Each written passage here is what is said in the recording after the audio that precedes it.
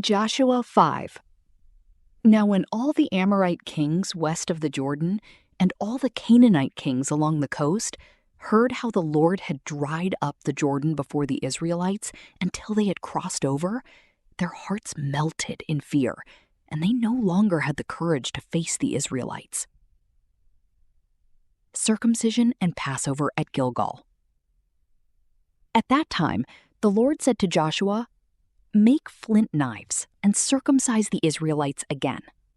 So Joshua made flint knives and circumcised the Israelites at Gibeath Haraloth. Now, this is why he did so. All those who came out of Egypt, all the men of military age, died in the wilderness on the way after leaving Egypt. All the people that came out had been circumcised, but all the people born in the wilderness during the journey from Egypt had not. The Israelites had moved about in the wilderness 40 years until all the men who were of military age when they left Egypt had died, since they had not obeyed the Lord. For the Lord had sworn to them that they would not see the land he had solemnly promised their ancestors to give us, a land flowing with milk and honey.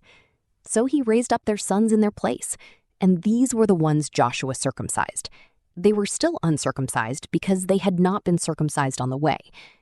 And after the whole nation had been circumcised, they remained where they were in camp until they were healed.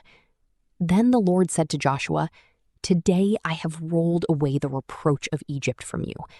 So the place has been called Gilgal to this day. On the evening of the 14th day of the month, while camped at Gilgal on the plains of Jericho, the Israelites celebrated the Passover. The day after the Passover, that very day, they ate some of the produce of the land, unleavened bread and roasted grain. The manna stopped the day after they ate this food from the land. There was no longer any manna for the Israelites, but that year they ate the produce of Canaan. The fall of Jericho.